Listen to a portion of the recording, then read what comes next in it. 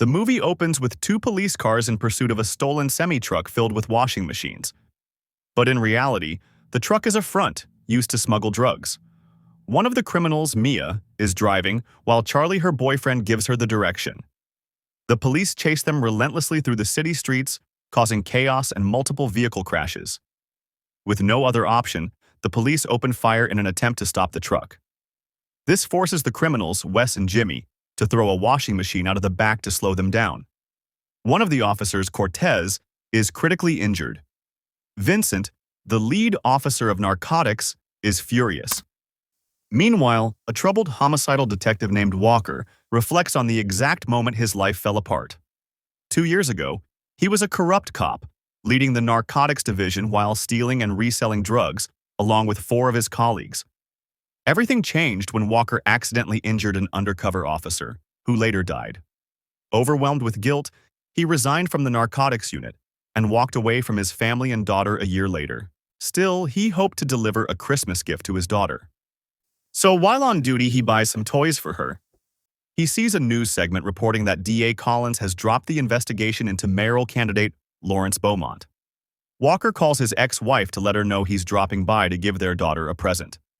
Frustrated, she tells him that a gift alone won't make up for everything, and vents to him that she's behind on bills.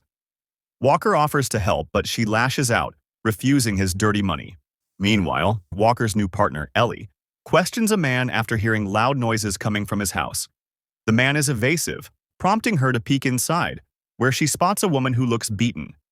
In the confrontation, the man falls down the stairs. He accuses Ellie of pushing him, but she denies it. Walker, however, is disappointed in Ellie for disobeying his order to stay in the car.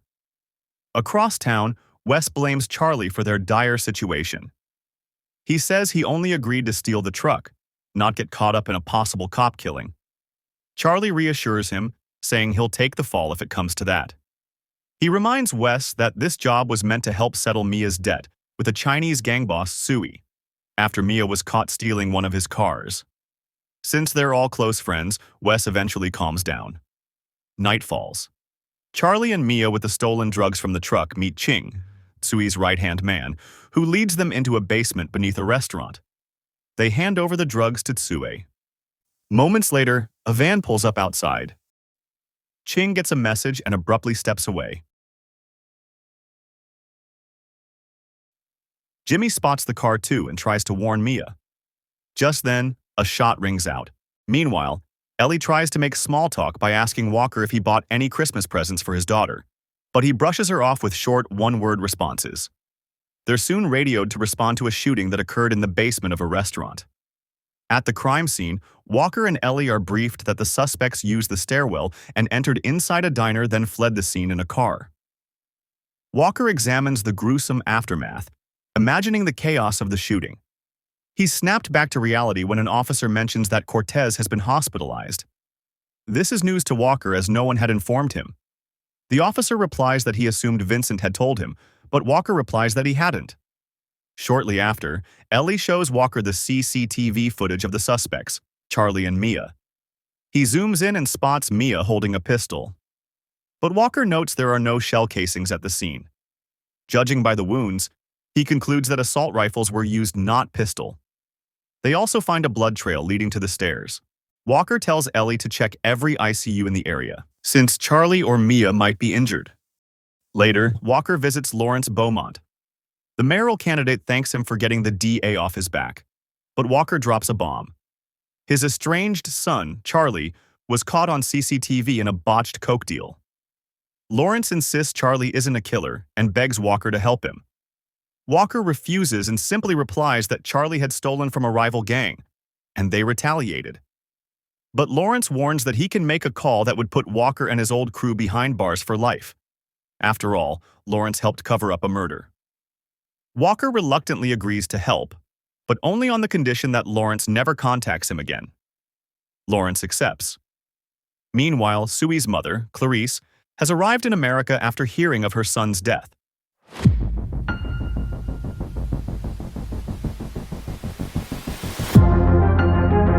Ching greets his sister, but she's far from mournful.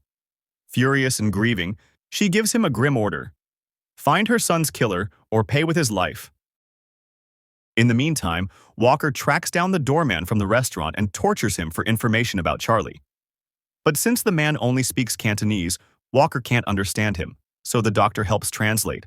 The man claims he didn't see Charlie but saw demons in hockey masks.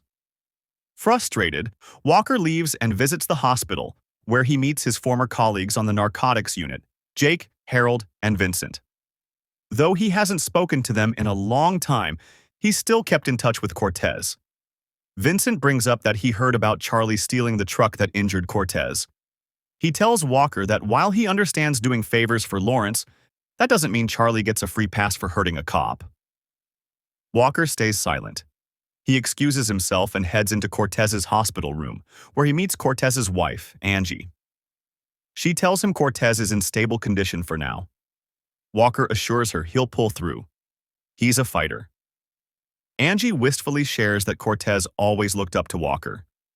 He had even been considering leaving narcotics to join Walker in homicide, saying he'd grown unhappy in his current role. She also reveals that before going into surgery, Cortez had mentioned something cryptic, that the five of them were in serious trouble, and that Walker had taken care of it. Just then, the doctor calls Angie for a private talk. Walker's mind flashes back to 2 years ago. After knocking out a suspect, Walker realized the man was actually an undercover cop trying to catch the drug dealers. Walker wanted to report it, but Vincent refused, saying they would end up in jail if the cop exposed them. Then, Vincent shot the man multiple times instead. Elsewhere, Mia takes photos for her passport. Her uncle, Raul, is helping her and Charlie get new identities. Raul is upset that she's gotten on Sui's radar and tries to convince her to leave Charlie behind, saying it would be safer. But she refuses. He hands her a phone, telling her he'll call once the passports are ready. Back at the precinct, Walker approaches Ellie, who informs him that a hockey mask was recovered from the scene. Walker informs her that he found the doorman at the restaurant, but the man didn't give any useful details. Then his eyes land on an image of Clarice. He asks who she is. Ellie explains. Clarice is the mother of Tsui Fong, the Triad gang boss who was killed. She's come to town for his funeral. The captain calls Walker over for a minute, then scolds him for keeping Charlie's name from the security footage a secret. She then reassigns Ellie to work under Detective Richardson as lead. Feeling betrayed, Ellie walks away as Walker runs after her. She then asks why he doesn't trust her. He apologizes, though not sincerely, and asks if she's found anything on Mia. After some hesitation, Ellie reveals Mia is at her uncle's scrapyard. Go fuck yourself. Meanwhile, Triad gang members ambush Lawrence's car, killing his entire security team. An enforcer tosses him a phone. On the other end, Clarice speaks. She vows revenge for her son's death, and they abduct Lawrence. Walker makes his way to the scrapyard. Raul, Mia's uncle, notices him and rushes inside to hide the passports. But Walker catches on and demands to know where Mia is. Raul insists he doesn't know and tells him that Mia is his niece and that she is innocent. Walker tells him that if he wants Mia to leave town safely, he would need his help. After some reluctance, Raul reveals that he is supposed to text Mia when he gets the passports ready for both Charlie and Mia. Walker then sees police arriving and warns Raul not to say a word about their conversation. He tells Raul to unlock the phone. Suspicious, Raul asks who he is. I'm a fucking cop! A moment later, Walker draws his gun and orders him to stay down as the police move in to arrest him. Elsewhere, Clarice questions Ching about where he was the night Sui died. Ching lies, saying he warned Sui not to deal with Charlie Beaumont, but Sui ignored him and told Ching to leave. Clarice then points at an image from the footage, a girl, and asks who he is. Ching identifies her as Mia, Charlie's girlfriend. He explains that Sui caught Mia stealing one of his cars, so he kept her indebted to him. Just then, the guard announced that someone named Wes has arrived to see Ching. Nervous and desperate, Wes confesses he only waited outside the restaurant and offers to give up Mia's location in exchange for his safety.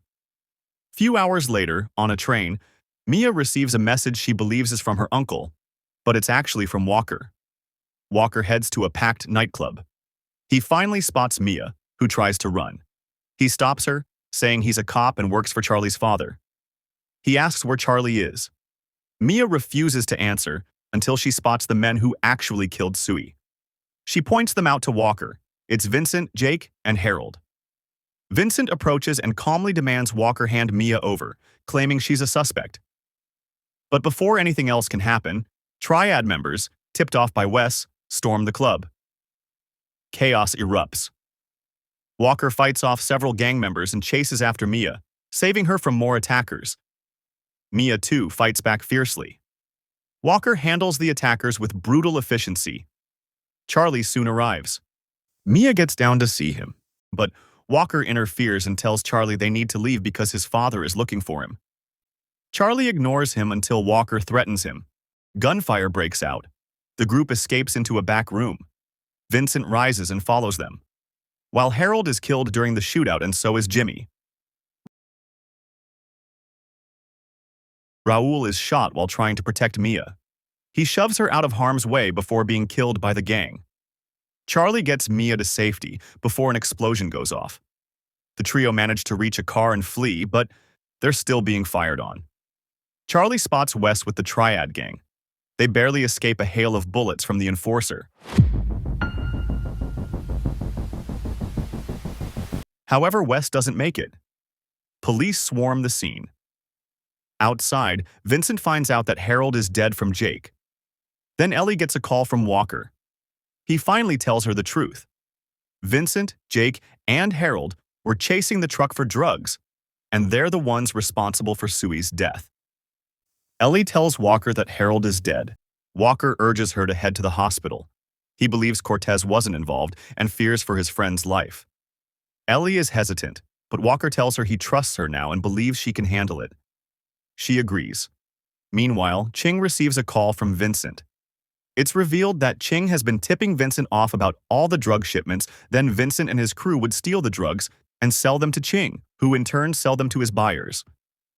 Vincent informs him that he has the drugs now, which was stolen by Mia and Charlie, which he recovered thanks to Ching, who tipped him off about Mia being at the bar. However, Ching answers that he no longer wants them, saying there's too much heat. Ching also grows angry, blaming Vincent for not intercepting the truck or Mia sooner. Ching ends the call and ready to eliminate the loose ends once and for all. Killing Cortez, then he plans on ending Vincent and his crew too, as he doesn't want his sister to find out that he played a part in Sui's death. Meanwhile, Ellie arrives at the hospital and asks for Mr. Cortez's room. As the receptionist checks for the room number, Ellie spots Ching with a gun. Ellie bolts upstairs after getting the floor number from the receptionist. By the time she gets there, Ching has already killed Cortez and taken Angela hostage. Ellie arrives just in time to see Ching shoot her too. Furious, Ellie opens fire. A tense shootout follows, but she ultimately manages to wound and cuff him. She drags him down to her car. Meanwhile, Walker, Charlie, and Mia reaches Walker's secluded lakeside cabin. Moments later, he calls Lawrence and says he sent him the location where he and his son currently at. But unbeknownst to him, Clarice now has Lawrence's phone. She listens in silently. Walker gets no response, and a chill runs down his spine. He realizes too late that he has compromised their location. Clarice and her crew begin heading to the cabin. Ellie visits Walker's wife at her apartment and tells her that he's not answering his phone. His wife says he's probably at his father's old cabin. Back on the move, Ellie lures Vincent and Jake by pretending Ching has a deal for them, money for the drugs. Ellie captures both Jake and Vincent. Back at the cabin, Walker, aware of the inevitable assault, prepares himself by wearing bulletproof vest and arms himself with rifles. Moments later, bullets rain down. A brutal, adrenaline-fueled fight erupts as Triad members storm the property. Walker and Mia and Charlie fight back with everything they've got. Walker faces off with the enforcer in a vicious duel, ultimately impaling her with a harpoon before collapsing from exhaustion. Meanwhile, Charlie and Mia are captured by the Triad. Lawrence and Clarice arrive. Clarice, cold and composed, tells Lawrence that his son took the only thing she ever loved. She hands him a gun and demands he take away the only thing Charlie loves in return. Charlie screams, begging his father to shoot him instead. At that moment, Ellie bursts in and, in Cantonese, reveals that Clarice has the wrong man. Ching was the one behind everything. Ching, unrepentant, admits the truth. After their big brother died, he was supposed to take over. But Clarice made her son the heir instead. Envy and resentment led him to betray everyone. Suddenly, Jake grabs Ellie's gun and aims it at Charlie.